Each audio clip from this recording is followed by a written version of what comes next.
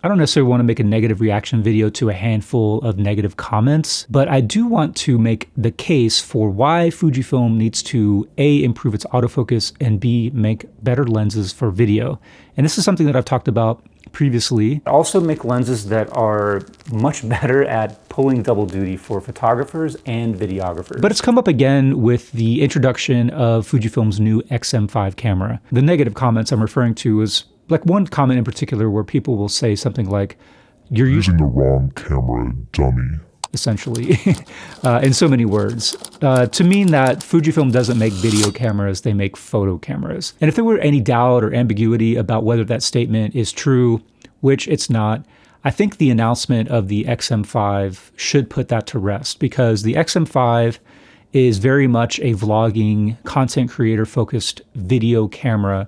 Fujifilm was definitely cribbing from the Sony ZV line and the Panasonic S9. It doesn't mean that it's not a hybrid camera, that it can't shoot photos, because all of these cameras for years and years now have been hybrid cameras. They do both. They shoot photos and they shoot video. Fujifilm has been making those cameras for years as well. But this camera very much is focused on the video side of things. For instance, it's got a vlog mode right on the mode dial. They got rid of the EVF, just like the Sony ZV cameras and the Panasonic S9. They even took out IBIS. I think that IBIS was a feature developed for photographers. It was intended to assist in taking handheld shots at slow shutter speeds.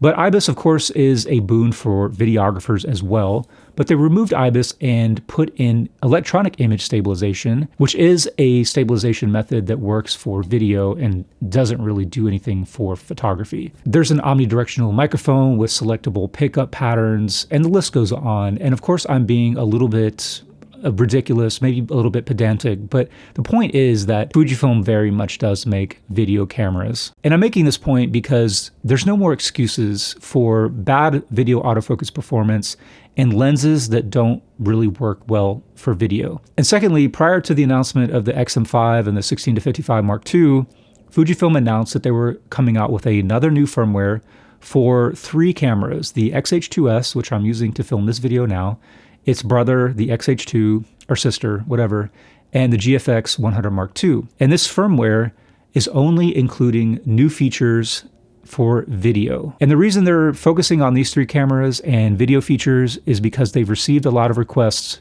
for these features from videographers. And they said that these 3 cameras are being used in professional video and filmmaking applications more and more. So that's what Fujifilm said. So in the month of November, Fujifilm is releasing a new firmware for 3 cameras with new video features. They're releasing the XM5, which is a vlogging, content creator focused camera. And they're releasing the 16-55 Mark II lens with features that make it more compelling for videographers. But in their presentation of these 3 new products, the presenter mentioned that they were filming the live stream with that new 16-55 Mark II. And he didn't specify like if it was like every presenter and every angle was being filmed with that lens. And he also didn't say which cameras they were pairing it with. But the live stream, those talking to camera presentation portions, looked pretty solid. I didn't notice any focus problems. However, in some of the reels and the demos of the products that they were announcing, the B-roll, I did notice some focus drift from time to time. And I don't know which lenses and which cameras they were using, but I would imagine they were using their own stuff. And then in some of the first impressions, like XM5 preview videos that came out from some content creators, I did notice that there were some autofocus problems using that camera. All that to say, we're not making movies here. I think it's not the end of the world, like if your vlog or your video goes out of focus for a second, but you don't want that to happen, of course, and you've got options. You know, you don't have to be on Fujifilm. Up until very recently, there was a vocal contingent of filmmakers, people commenting on YouTube who would say that real filmmakers, real videographers don't use autofocus or don't rely on autofocus for paid work. And that may have been true up until the point that continuous autofocus for video got better than most people could do manually. And nowadays you can see professional broadcasts where camera operators are using Sony mirrorless cameras, FX3s, maybe A7 IVs, sometimes FX6s, Canon EOS cinema cameras from time to time on a gimbal, and they are filming with continuous autofocus. This has been going on for a couple years now. I think it started in the NFL. You would see it a lot of times in celebrations and other like sort of timeouts and sideline type shots. And it's only become more and more prevalent across all sorts of different sports broadcasts. The Olympics over the summer, I saw this all the time. So this is a really high-end and high-stakes professional application in which autofocus is being used and relied upon. So I don't know that Fujifilm can really break into this duopoly between Canon and Sony in this space, but if it wants to compete, it really does have to up its game, not only in terms of its autofocus, but in terms of the way the lenses perform and operate for video.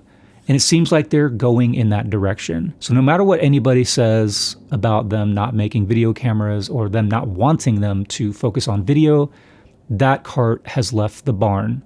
That horse has left the barn with the cart, whatever. I don't know what the phrase is, but you get the point. So in the coming weeks, I want to make some updated autofocus tests with the XH2S and maybe the X-T5 with the latest firmware so that we have a baseline to compare when the new firmware drops next month to see how it's gotten better, or if it's gotten better, hopefully it won't get worse again. So stay tuned for that if you are interested. Well, thanks for listening to my rant, and I'd love to know what you think about Fujifilm's new direction. Are you excited for it to embrace its video destiny, or do you think it's losing something in its core identity? Also, you're excited for anything that they announced, the XM5, the 2 new lenses. Did you pre-order? I didn't because I don't have any money, but I don't know. I'm excited for them anyway. Hopefully I'll get to try them out somehow. Okay.